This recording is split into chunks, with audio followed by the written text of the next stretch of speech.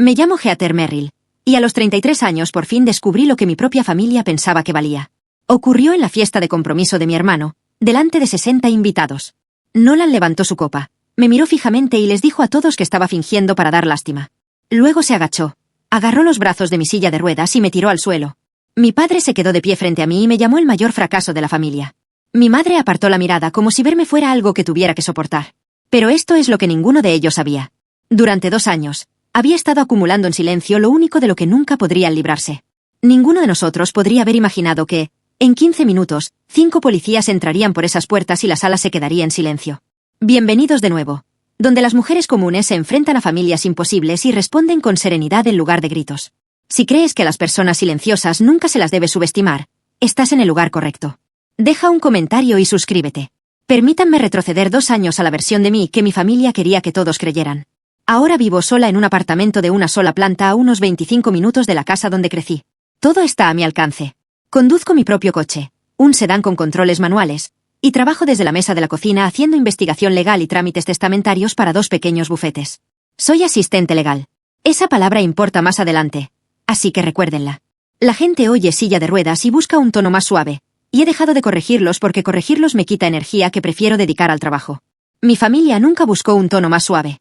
Buscaban el teléfono, y cuando llamaban, solía ser para recordarme que no hiciera del pasado algo.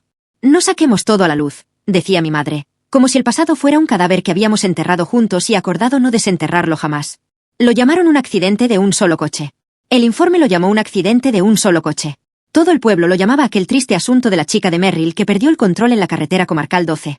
Y cada vez que cerraba los ojos, recordaba las luces delanteras. No las mías. Las luces delanteras que venían hacia mí, altas y anchas, de un camión que nunca apareció en ningún informe. Apretaba las palmas de las manos contra el frío aluminio de los reposabrazos e intentaba mantener el recuerdo quieto el tiempo suficiente para creerlo. Mi familia también tenía una palabra para eso. Lo llamaban confusión. Yo empezaba a llamarlo evidencia. Esta es la historia en la que todos coincidían. Hace 2 años, en una noche lluviosa de octubre, volví a casa del trabajo cuando perdí el control de mi coche y me salí de la carretera comarcal 12. El coche volcó. Estuve 9 días en coma. Cuando desperté, tenía la columna vertebral lesionada a la altura del pecho, y el informe oficial de mi propio accidente ya había sido escrito, firmado y archivado sin mí. Para cuando pude articular una frase, el informe del accidente era una puerta cerrada. Mi padre había hablado con el agente que acudió al lugar, que casualmente jugaba las cartas con él los jueves. Mi madre le había dicho a la trabajadora social del hospital que siempre había sido una conductora nerviosa. La historia quedó grabada en piedra antes de que pudiera levantar la cabeza de la almohada. Intenté contarles lo del camión. Lo intenté más de una vez. Mi hermano Nolan se agachaba junto a mi cama, me tomaba la mano y decía con esa voz cálida que usa: «Te golpeaste la cabeza bastante fuerte, Ed.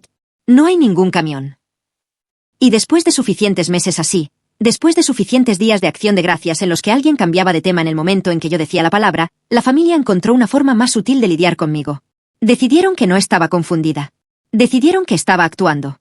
Solo está fingiendo lo mal que está, oí decir a mi padre a mi tío una vez, no lo suficientemente bajo. A algunas personas les gusta llamar la atención. Me senté en la habitación de al lado y escuché a mi propio padre convertir mi columna vertebral en un disfraz. No dije nada. Ya estaba aprendiendo que lo más ruidoso que tenía era el papel. Mi padre era Merrill Howling, y Merrill Howling era mi padre. Lo construyó con un camión y una segunda hipoteca cuando yo era un bebé. Para cuando yo era adulto, eran 11 camiones, un patio junto a la autopista y lo más parecido a un alma que tenía mi padre. Solía decir que la empresa era la verdadera familia y que el resto éramos accionistas. Nolan era el heredero. Eso se decidió como se decide el clima, sin votación. Mi hermano había pasado los últimos años tramitando su licencia comercial para poder conducir él mismo las rutas largas, luego pasar a manejar la centralita y algún día dirigirlo todo. Y justo cuando tuve el accidente, la empresa estaba buscando el contrato más grande de su historia, un acuerdo de distribución regional que habría duplicado la flota. Mi padre quería ese contrato como otros hombres quieren ser recordados. Resopla. Cualquier cosa que amenazara a la empresa amenazaba el único legado en el que creía. Así que cuando su hija seguía mencionando un camión que supuestamente no existía, él no oía una herida. Oía una responsabilidad. Me miraba al otro lado de la mesa y apretaba la mandíbula. Y yo sabía que estaba haciendo cálculos conmigo como si fuera una carga que no cuadraba. En mi familia, la empresa siempre votaba primero, y la empresa había decidido que lo que me pasó en County Road 12 era una cuenta cerrada. Yo era el único elemento que no cuadraba. Durante 2 años, les hice creer que me había dado por vencido. Es increíble lo que la gente te dice cuando están seguros de que has dejado de escuchar. El compromiso llegó en primavera. Nolan le propuso matrimonio a Brie Calewa, Una maestra amable y algo nerviosa que miraba a mi hermano como se mira a un hombre en quien se ha decidido confiar plenamente. Toda la familia se iluminó. De repente, había menús, planos de mesas y una cabaña alquilada en Carlton Lake, y mi madre tenía un proyecto que no era fingir que yo estaba bien. Lo vi suceder desde la periferia, como ahora veía la mayoría de las cosas familiares, sentado al final de la mesa mientras la planificación pasaba a mi alrededor. Nadie me preguntó qué pensaba del lugar. Nadie preguntó si la cabaña tenía rampa, que apenas la tenía. Cuando lo mencioné, mi madre hizo un gesto con la mano. Ya encontraremos una solución. Cariño. No lo compliques. Me quedé sentada con las palmas de las manos sobre el frío aluminio de los reposabrazos, manteniendo la compostura, porque había aprendido que mi calma los inquietaba más que mi enfado. Entonces mi madre dijo lo que había guardado en silencio durante 2 años. Estaba doblando servilletas, sin siquiera mirarme. Y dijo, solo queremos algo bueno después de todo lo que has hecho pasar a esta familia. Después de todo lo que yo había pasado, había salido disparada por un parabrisas, y de alguna manera yo era la que les había hecho pasar algo. No discutí. Discutir era una puerta que había dejado de cruzar. En cambio, esa noche volví a casa, me senté a la mesa de la cocina y abrí una carta que había llegado esa semana de mi compañía de seguros. Era una negación, y enterrada en esa negación estaba el primer rayo de esperanza que había visto en 2 años. La compañía de seguros se había negado a cubrir un equipo que necesitaba, una silla mejor, y la carta de denegación decía que podía apelar. Para apelar, explicaba la carta, tenía derecho a solicitar mi expediente completo, todo. Historiales médicos, facturación y cualquier documentación del incidente relacionada con la reclamación. Leí ese párrafo 4 veces. Durante 2 años, me habían dicho que el pasado era un asunto cerrado, intocable, que no me incumbía. Y ahí estaba, una carta modelo de una aseguradora sin rostro recordándome que los registros de mi propio cuerpo me pertenecían. Como asistente legal, sabía exactamente cómo preguntar y quién tenía que responder. A la mañana siguiente, empecé a presentar solicitudes. Solicité los registros del hospital. Solicité el detalle de la facturación. Y entonces, porque algo en mí nunca había dejado de ver esos faros, solicité el expediente completo del incidente de la agencia que respondió. No el resumen de una página que había repartido el amigo de mi padre, sino todo, cada anexo. Lo redacté como lo haría para un cliente. Tranquilo, específico e imposible de ignorar. No se lo conté a mi familia. No había razón para ello. Por lo que sabían, yo era un problema que habían archivado con éxito. Una denegación del seguro me había dado justo lo que nunca esperaron que pidiera. Papel. Papel de verdad, con membrete, firmas y fechas. El tipo de documento que no cambia su historia aunque un hombre con una partida de cartas los jueves se lo pida. Envié las solicitudes por correo y, por primera vez en 2 años, sentí algo en el pecho que no era tristeza. Era paciencia con un propósito. Mi padre tardó unas 3 semanas en enterarse porque en los pueblos pequeños se filtran los chismes. Alguien de la oficina del condado le comentó a alguien de la iglesia que la chica Merry le estaba sacando su expediente del accidente. Para la cena de ese domingo. Mi padre ya lo sabía. No gritó. Mi padre casi nunca grita. Gritar es para los hombres que han perdido el control de la habitación. Simplemente dejó el tenedor, me miró y me preguntó qué creía que estaba haciendo. Apelar una denegación del seguro, dije. Eso es todo. Eso no es todo, dijo. Estás cavando. Le dije que tenía derecho a mis propios registros. Mi madre intervino, con la voz cada vez más aguda. ¿Por qué querrías revivirlo? ¿Por qué te harías eso a ti misma? A nosotros. Y entonces mi padre pronunció la frase que se convirtió en el latido de los siguientes 2 meses, la que oiría en su voz, en la de mi madre e incluso en mi propia cabeza cuando no podía dormir. Se recostó, juntó las manos y la dijo en voz baja, como si fuera sabiduría. Déjalo ir por la familia. Por la familia. Como si la familia fuera algo delicado que yo amenazaba constantemente y no un muro que había estado oprimiéndome el cuello durante 2 años. Miré a la gente alrededor de esa mesa, la gente que había firmado papeles sobre mi cuerpo mientras estaba inconsciente, y comprendí algo limpio y frío. No me pedían que sanara. Me pedían que guardara silencio. No es la misma petición. Dije, de acuerdo. Lo dije con suavidad para que me creyeran. Luego conduje a casa durante 25 minutos en la oscuridad y revisé mi buzón. Llegó el primer sobre. Quiero detenerme aquí un segundo porque sé que algunos de ustedes están viendo esto por una razón. Alguien en su vida les ha dicho que dejen de recordar algo que saben que les sucedió. Si ese es su caso, escúchenme. Anótenlo. Guarden los documentos. No discutan con personas que necesitan que estén equivocados porque nunca ganarán esa discusión y no tienen por qué hacerlo. Comenten la palabra recordado para que sepa que están ahí. Ahora, volvamos a ese primer sobre. Era el informe del accidente, la versión completa. Y lo leí como leo todo, lentamente con un bolígrafo. Y cuanto más leía, más sentía ese viejo escalofrío recorrer mis brazos. No por lo que decía, sino por lo que no decía. No había ninguna sección que descartara un segundo vehículo. Ninguna. En un accidente con lesiones graves, uno esperaría que el oficial investigador lo abordara, que anotara patrones de derrape, escombros, punto de impacto y que escribiera las palabras: no hay evidencia de un segundo vehículo. Si eso es lo que creían, este informe simplemente lo omitió. Y faltaba algo más. El informe de la ambulancia, el que el equipo de emergencias médicas completa en el lugar del accidente, el que registra exactamente lo que vieron antes de que alguien arreglara la historia, no estaba adjunto. Un informe de accidente y un informe de emergencias médicas son dos documentos diferentes escritos por dos pares de manos diferentes. El amigo de mi padre del jueves por la noche escribió uno de ellos. Los paramédicos escribieron el otro. Me senté en la mesa de mi cocina a medianoche mirando el hueco donde debería haberse incluido o excluido un segundo vehículo. Y tomé mi bolígrafo y escribí una nueva solicitud. Esta vez para obtener las propias palabras del equipo de ambulancias. Obtener un informe de emergencias médicas no es como pedir una pizza. Hay normas de privacidad, custodios de registros, formularios de solicitud que deben ir a la oficina correcta, o se quedan en una bandeja durante un mes. Yo sabía todo esto, que es el único punto en el que la mala opinión que mi familia tenía de mí estaba equivocada. Pensaban que mi trabajo me hacía pequeño y estudioso. Mi trabajo me hizo paciente y precisa, y la paciencia y la precisión son justo lo que necesitas para desentrañar la burocracia. Así que presenté los documentos correctamente. Hice un seguimiento semanal y esperé. Mientras esperaba, empecé a preguntar con cuidado, como cuando no quieres que todo el pueblo empiece a hablar. Así fue como encontré a Marian Bass. Marian había sido técnica de emergencias médicas durante 19 años antes de jubilarse. Y había trabajado en el turno de noche el octubre en que me salí de la carretera. La invité a tomar un café. No la guié. Simplemente le pregunté qué recordaba de un vuelco en la carretera del condado 12 2 otoños atrás. Revolvió su café durante un buen rato. Lo recuerdo, dijo finalmente. Recuerdo haber pensado que los daños no cuadraban para un coche que simplemente se había salido de la carretera solo. Le pregunté a qué se refería. Negó con la cabeza lentamente. Ha pasado tiempo, pero algo sobre el lado del conductor. Lo anoté. Tenía que estar en el informe de ruta. Ahí estaba de nuevo, el informe de ruta. El documento que nadie había adjuntado a mi expediente. Le di las gracias a Marian. Conduje a casa y esa noche no apreté las palmas de las manos contra los reposabrazos para estudiar un recuerdo. Las apreté porque, por primera vez, el recuerdo me estaba estudiando a mí. Marian me dio un nombre más antes de que termináramos el café. Había un señor mayor que se detuvo esa noche, dijo.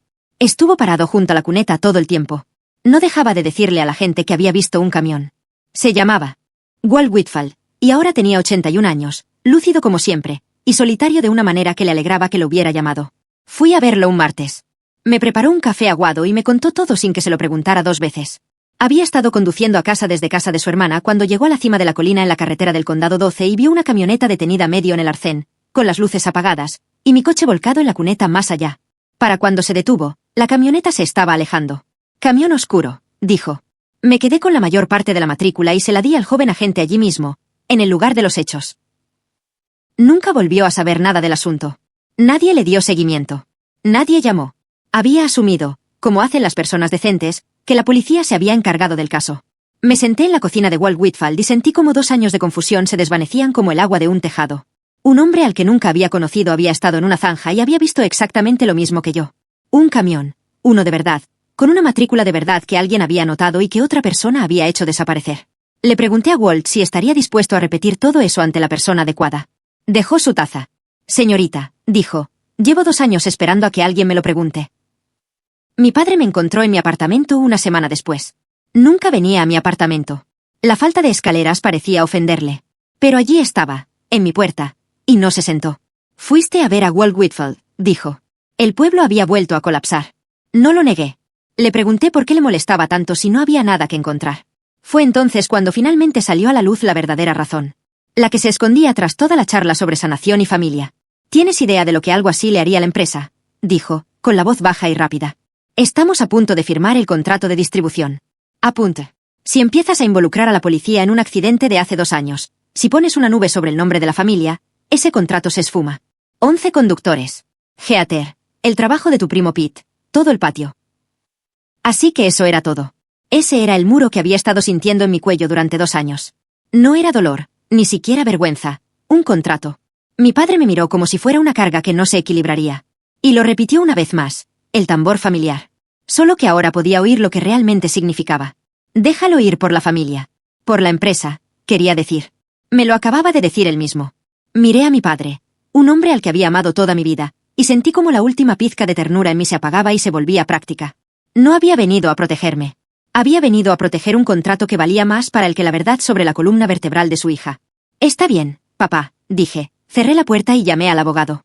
Mi madre llegó sola 2 días después que mi padre. Y era diferente. No hablaba de la empresa. No hablaba de nada. Se sentó en mi sofá con el bolso en el regazo, como una mujer en una sala de espera. Y durante un rato se limitó a mirar sus manos. Algunas noches, empezó, y luego se detuvo. Lo intentó de nuevo.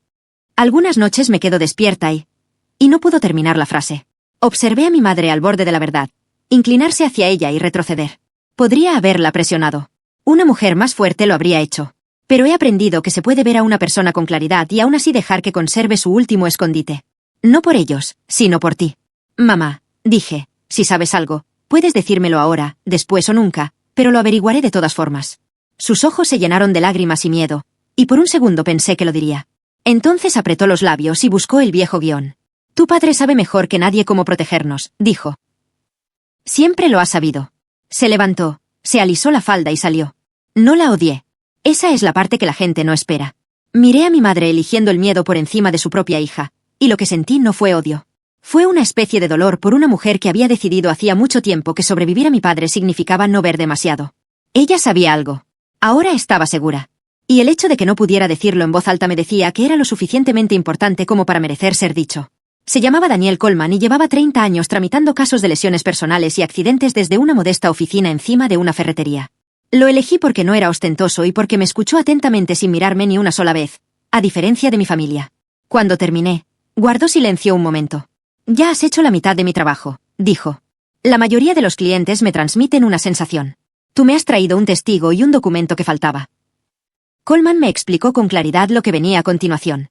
Enviaría cartas formales a las partes implicadas pidiéndoles que conservaran cualquier registro relacionado con el accidente para que nada desapareciera ahora que se estaban planteando preguntas. Me ayudaría a tramitar el informe de la ambulancia. Y, dependiendo de lo que mostrara, dijo que hablaríamos de si había pruebas suficientes para pedirle al condado que revisara el caso de nuevo. Era cuidadoso con sus palabras. Nunca prometía nada. Decía, ya veremos qué dice el informe. Por eso, confié más en él. Al salir de su oficina, tomé un desvío equivocado por la zona industrial al sur de la ciudad, pasando un edificio bajo de bloques de cemento con 2 puertas de garaje abiertas. El olor me llegó antes de ver el letrero. Pintura fresca para autos, imprimación y aceite de motor, fuerte y químico, saliendo de los garajes abiertos. Ostrander Auto Body. Dale Ostrander había sido amigo de mi padre durante 40 años. Ese día no le di importancia. Solo noté el olor. Como cuando uno recuerda un nombre que necesitará más adelante. Conduje el resto del camino a casa con las ventanillas bajadas y dejé de pedirle a mi familia que me creyera. Estaba construyendo algo que no los necesitaría. La hoja de ruta de los servicios de emergencia llegó un jueves en un sobre delgado que casi no pesaba nada y lo cambió todo. Una copia certificada, sellada y firmada. Me preparé una taza de café antes de abrirla porque sabía que una vez que la leyera, no podría olvidarla, y quería un minuto más de normalidad antes. Entonces me senté a la mesa de la cocina, saqué las páginas y leí las propias palabras del paramédico de la noche en que supuestamente perdí el control yo solo. Era clínico, breve y devastador. Debajo de la narración de la escena, el equipo había escrito lo que observaron antes de que alguien arreglara la historia. Transferencia de pintura a lo largo de la puerta del lado del conductor y el panel lateral. Un color que no era el de mi coche, inconsistente con un vuelco de un solo vehículo. Y debajo de eso, una nota sobre el campo de escombros y el ángulo de la intrusión, el abollamiento empujado hacia adentro desde el lateral, la forma en que el metal se pliega cuando algo te golpea, no cuando te sales de la carretera solo. El paramédico. Incluso lo había señalado. Recomienda investigar un posible segundo vehículo. Ahí estaba escrito a mano. Certificado. 2 años de antigüedad. Un segundo vehículo. Pintura que no era mía. Desgastada en la puerta junto a donde había estado mi cuerpo. Lo leí una vez. Lo leí otra vez. Lo leí una tercera vez. Más despacio. Como cuando presionas un moretón para asegurarte de que es real. Mi familia llevaba 2 años diciéndome que estaba confundida. Que no había ningún camión. Que me estaba provocando la lesión para llamar la atención. Y los paramédicos que me sacaron de la zanja habían escrito la noche del accidente que alguien me había atropellado y se había dado a la fuga. No cogí el teléfono, ni me derrumbé. Me quedé muy quieta con las palmas de las manos apoyadas en la mesa, y lo dije en voz alta solo una vez a la cocina vacía, casi en un susurro. No estoy fingiendo. Había un camión. Luego hice una copia. Guardé el original bajo llave en mis archivos y empecé a buscar de quién era la pintura. Coleman actuó con rapidez en cuanto vio la hoja de registro. Un segundo vehículo lo cambia todo legalmente. Convierte mi triste accidente en solitario en un atropello con fuga oculto con una víctima en silla de ruedas. Y ese es un expediente muy diferente. La pregunta era simple y terrible. ¿De quién era el camión? Pensé en la camioneta oscura de Walt Whitfield y su matrícula parcial. Pensé en mi padre llegando a mi puerta rápido y agachado, hablando de contratos. Y pensé en un edificio de bloques de cemento en el extremo sur de la ciudad que olía a pintura fresca. Coleman sabía cómo hacer las preguntas que yo no podía hacer sin alertar a nadie. Los talleres de carrocería guardan registros. Tienen que hacerlo para las piezas, el seguro y los impuestos. Y esos registros dejan un rastro a través de proveedores y aseguradoras que un investigador paciente puede seguir. A su investigador le tomó 2 semanas de trabajo minucioso, pero regresó con una copia de una factura de Ostrander Autobody con fecha de 3 días después de mi accidente, panel delantero izquierdo, guardabarros y repintado completo. El vehículo era una camioneta oscura. El propietario registrado era mi hermano Nolan Merrill, y el trabajo había sido pagado en efectivo el mismo día por un hombre cuyo nombre estaba escrito en el propio libro de contabilidad de Dale Ostrander, Raymond Merrill, mi padre. Me senté con esa factura junto a la hoja de ruta y dejé que los 2 papeles completaran la frase que mi familia se había negado a dejarme decir durante 2 años. Un camión me atropelló. Mi hermano lo conducía. Y 3 días después, mi padre pagó en efectivo para borrar la abolladura que su hijo había dejado en mi columna. El olor de esas puertas abiertas del garaje ahora tenía sentido. No solo habían reparado un camión. Lo habían repintado. Pero nunca se les había ocurrido preocuparse por mi coche. El accidente había sido declarado pérdida total y remolcado a un desguace en la frontera del condado, y había permanecido allí intacto durante 2 años. La pintura extraña aún estaba incrustada en la puerta del conductor, justo donde los paramédicos la habían registrado. Habían lijado la prueba del guardabarros de Nolan y se habían olvidado de que estaba esperando al mío. Coleman me dijo lo que ya sospechaba, que un caso civil y un caso penal son 2 caminos distintos, y que podía recorrer ambos. El camino civil era mío. Podía demandar. El camino penal pertenecía al condado, y para eso necesitaba a alguien con una placa que se preocupara. Hizo una llamada, y así fue como terminé frente a la detective Puitt, una mujer cansada y metódica que había visto suficientes encubrimientos de pueblos pequeños como para que fuera difícil sorprenderla y aún así estuviera dispuesta a indagar. Lo expuse todo en orden, la hoja de ruta, la transferencia de pintura, el testigo con la placa parcial, la factura del taller de carrocería de la camioneta de mi hermano, pagada en efectivo por mi padre 3 días después. Puitt lo leyó todo 2 veces sin decir nada. Luego se recostó. Voy a ser sincera contigo, dijo. Atropellar y darse la fuga con lesiones graves no es un delito menor. El plazo para algo así es mucho más largo de lo que la gente piensa. Y cuando un caso se ha enfriado, nuevas pruebas pueden ser suficientes para volver a revisarlo. Dio un golpecito a la hoja de ruta. Estas son nuevas pruebas. Esto nunca debió haberse omitido del expediente. No me prometió un arresto. No me prometió nada. Dijo que buscaría el archivo original, vería quién lo había manejado y averiguaría cómo se había extraviado una hoja de ruta que recomendaba una investigación del segundo vehículo en un accidente con lesiones graves. Pero dijo algo más mientras me iba, casi para sí misma. Alguien decidió ocultar esto. Conduje a casa con las manos firmes en los controles. Durante 2 años, mi familia me había dicho que no había nada que encontrar. Acababa de darle a una detective suficiente información para que comenzara a buscar. La parte tranquila casi había terminado. Nolan vino a verme solo, algo que nunca hacía. Y así supe que la familia había sentido el cambio. Esta vez no trajo su voz cálida. Se sentó frente a mí en la mesa de mi cocina, la misma mesa donde había estado la hoja de ruta, y me miró con algo que nunca antes había visto en el rostro de mi hermano. Miedo. Con la máscara de la ira. Sé que has estado hablando con gente, dijo. No respondí. He descubierto que el silencio habla por mí la mayor parte del tiempo. Fue un accidente, dijo. Y su voz se quebró al pronunciar la palabra. ¿Crees que lo hice a propósito? ¿Crees que quería que mi propia hermana terminara en una silla de ruedas? Y entonces dijo lo que llevaré conmigo el resto de mi vida. Lo que finalmente me explicó exactamente cómo una persona justifica dejar a su hermana en una zanja. Se inclinó y dijo en voz baja, como si él fuera el sensato. Siempre ibas a terminar en esa silla de ruedas, por cómo conducías. No me quites toda mi vida por unos centímetros de columna vertebral. Unos centímetros de columna vertebral. Eso era mi cuerpo para él. Un error de redondeo en la historia de su futuro, su licencia, su puesto en la empresa. Se había convencido de que las cuentas cuadraban, que mis piernas eran una pérdida menor que su carrera, y había vivido cómodamente dentro de esa lógica durante 2 años. Por primera vez, mi hermano no fingía que el camión no existía. Estaba regateando el precio. Le dije que creía que debía irse. Se puso de pie, en la puerta, se giró. No arruines la fiesta, dijo. Te arrepentirás. Resultó que no me arrepentiría. Pero él sí. Un breve comentario, porque algunos de ustedes han estado donde yo estaba a punto de ir.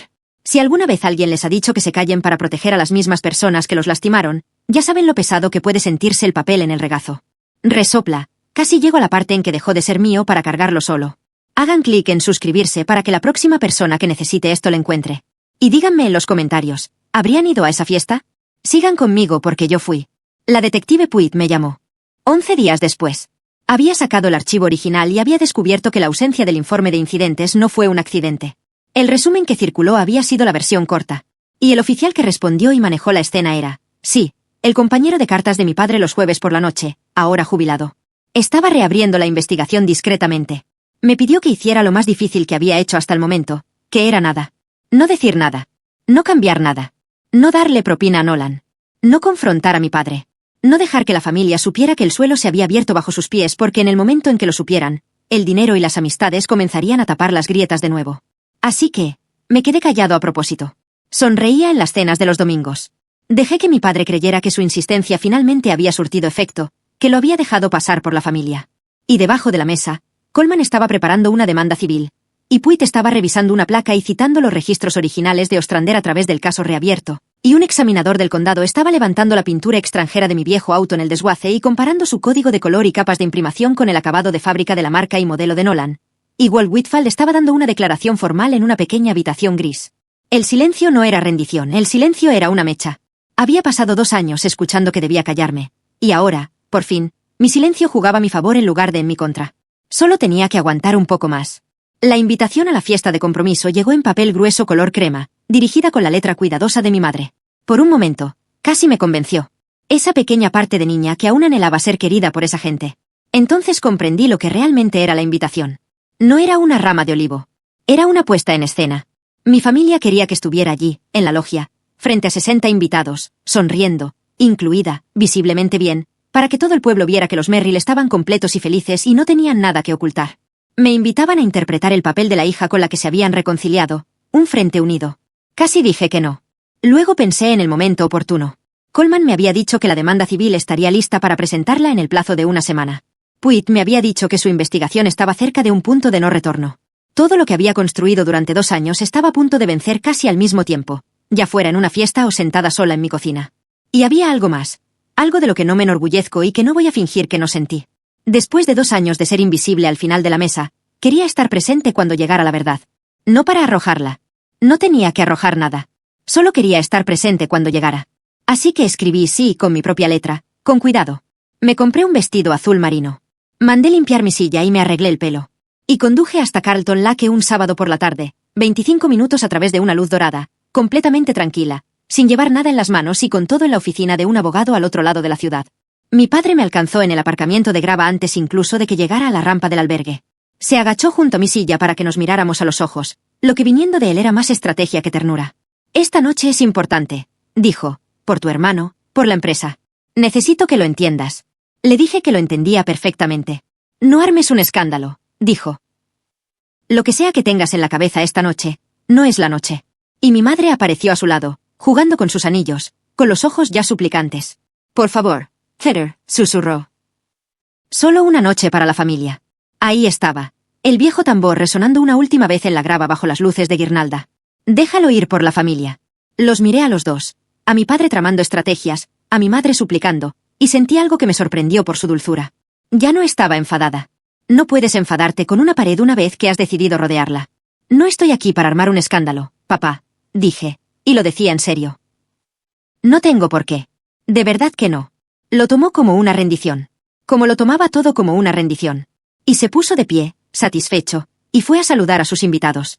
Mi madre sostuvo mi mirada un segundo más, y vi el miedo cruzar su rostro, porque ella, de entre todos, comprendía a medias que mi calma no era lo mismo que mi conformidad. Luego se giró y lo siguió. Me senté un momento en la cálida tarde, sola en la grava, y dejé que mis palmas descansaran una vez más sobre el frío aluminio de mi reposabrazos, el consuelo más antiguo que tenía. Luego me deslicé por la rampa y entré en la habitación donde sucedería. La cabaña era hermosa. Eso se lo concedo a mi madre. El lago Carlton se veía negro y plateado a través de los altos ventanales. Alguien había colgado luces en las vigas, y un dúo tocaba melodías tranquilas en un rincón. Unos 60 huéspedes estaban agrupados con champán, las mujeres con elegantes vestidos, los hombres con su única chaqueta elegante. Los camareros se movían con bandejas, y por todas partes se oía ese brillante y resonante sonido de copas chocando, un tintineo agudo y limpio que se elevaba por encima de la música. Encontré un lugar cerca de las ventanas desde donde podía ver toda la sala sin bloquear el paso, como se aprende a hacer, y acepté un vaso de agua con gas mientras observaba a mi familia esbozar felicidad. Eran muy buenos en eso. Nolan se movía por la sala como un candidato, con el brazo alrededor de Brie, estrechando manos, riendo demasiado fuerte. Mi padre era el centro de atención en la barra. Mi madre flotaba entre las mesas, arreglando flores que no necesitaban arreglo. Por un momento, volví a ser solo un mueble, la hija en la silla junto a la ventana, y nadie me molestó. Y dejé que no me molestaran porque sabía que la noche era joven. Entonces llegó el momento de los brindis. Nolan golpeó un tenedor contra su copa, ese tintineo agudo de nuevo, y la sala se quedó en silencio y se volvió hacia él. Agradeció a todos por haber venido. Elogió a Brie hasta que se sonrojó. Y entonces, como nunca podía dejarlo del todo en paz, como si una parte de él necesitara controlarme incluso en su propio momento de felicidad, levantó su copa en mi dirección y dijo con una ternura fingida, y mi hermana Heather, que lo ha pasado peor de lo que aparenta. Todos se giraron para mirarme. Sonreí y esperé. Podría haber terminado ahí. Un brindis con doble sentido y unos cuantos murmullos de compasión, si una mujer amable que estaba cerca no hubiera decidido ser amable. Era una de las tías de Brie, dulce y bien intencionada, y se inclinó hacia mí cuando terminaron los brindis y me preguntó con dulzura: «Cariño, ¿puedo preguntarte qué pasó? ¿Naciste así o fue el accidente del que oí hablar?» No había nada cruel en ello. Le respondí con sencillez, como había decidido hacía tiempo responder a esa pregunta siempre que surgiera, con la verdad y sin dramatismos. «Fue un accidente de coche hace 2 años». Dije. «Alguien me atropelló y se dio a la fuga». Eso fue todo.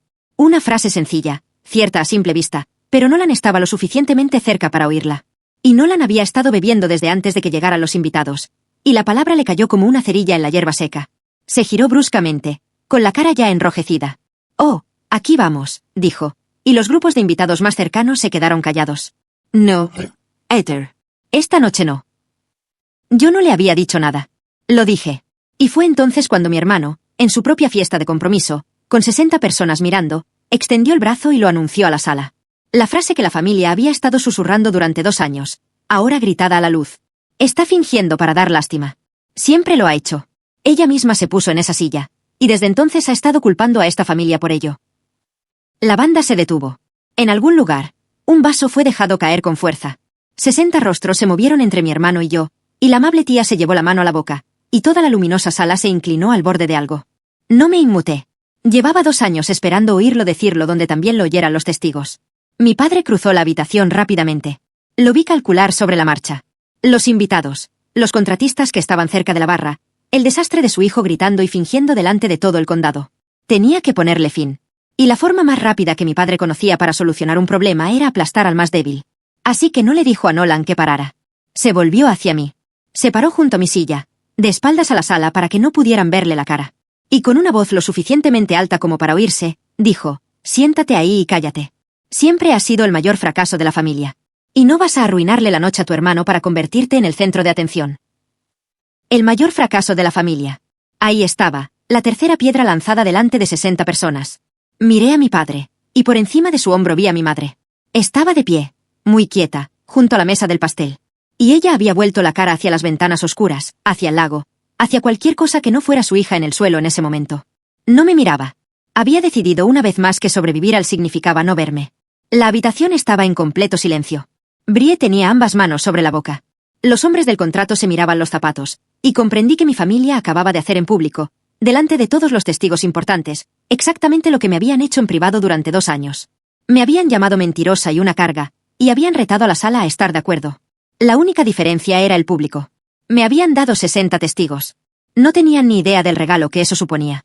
Debería haberlo dejado ahí. Lo inteligente, lo seguro, era guardar silencio y dejar que su crueldad flotara en el aire para que toda la sala la oliera. Pero soy humana. Y después de 2 años, me permití una sola frase. Miré a mi hermano, tranquilo como el agua en calma, y dije: «Había otro coche, Nolan, y sé de qué color estaba pintado». Su rostro cambió, no de ira, sino de pánico. El pánico blanco característico de un hombre que oye abrirse de golpe una puerta que creía cerrada. Y el pánico en un hombre borracho que lo tiene todo que perder es peligroso. Se abalanzó sobre mí rápidamente. Antes de que nadie pudiera moverse, antes de que mi padre pudiera siquiera girarse, Nolan agarró los brazos de mi silla de ruedas y tiró con fuerza, retorciéndola, y la silla se volcó, y yo también.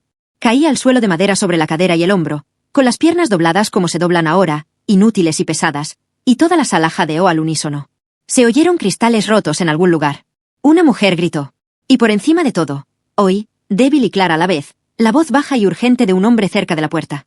Uno de los tíos de Brie, un hombre retirado y tranquilo, hablando rápido por teléfono. Sí, Carlton Lakelodge. Un hombre acaba de agredir a una mujer en silla de ruedas. Por favor, den prisa. El brillante tintineo de las copas de champán había desaparecido. En su lugar, reinaba un silencio terrible, y dentro de ese silencio, la voz firme de un desconocido dando una dirección a un operador. Me quedé tumbada en el suelo de la fiesta de compromiso de mi hermano, con mi familia de pie a mi alrededor, e hice lo único que me quedaba, lo que nunca habían podido quitarme. Mantuve la calma y esperé. Esto era lo que esperaban.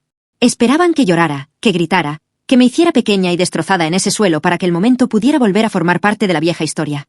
Pobre e inestable Heather. Verán cómo se desmorona. Verán lo que le hace a esta familia. Pero eso no fue lo que pasó. Me quedé allí un momento, reflexionando cómo se aprende a hacer cuando el cuerpo no siempre te dice lo que ha hecho. Nada se rompió. Entonces me incorporé apoyándome en un brazo, despacio y con firmeza, y enderecé mi silla. Un joven camarero, que no era de mi familia, se agachó y me ayudó a sentarme con una sencillez que nadie de mi sangre me había mostrado en 2 años. Gracias, le dije con voz firme. De aquí en adelante, me encargo yo. Mi padre le siseaba a Nolan, intentando sacarlo por una puerta lateral antes de que llegara algún funcionario. Mi madre por fin se había dado la vuelta, con las manos sobre el pecho, y Brie lloraba. La habitación era un torbellino de susurros. En el centro, yo estaba sentada en mi silla, con las manos entrelazadas en el regazo, completamente tranquila. Y esa calma transformó la habitación. Cambió la historia en tiempo real. Querían una mujer histérica para justificar lo sucedido. En cambio, tenían a una mujer serena, sentada erguida en medio del caos de la fiesta, esperando algo que aún no podían ver. Los invitados lo sintieron. Empezaron, uno a uno, a mirarme, no con lástima, sino con una especie de pregunta incipiente. ¿Por qué no tiene miedo? Mi padre también lo notó. Se detuvo a mitad de la frase y me miró. Me miró de verdad. Y por primera vez en 2 años, vi la duda cruzar su rostro. ¿Qué hiciste?, dijo. No era una pregunta. Era un hombre sintiendo que el suelo se movía. Puedes estar por encima de alguien toda tu vida, pensé, y aún así ser la que está a punto de caer. No lo dije en voz alta. Solo lo miré a los ojos. Y afuera, débil y creciente,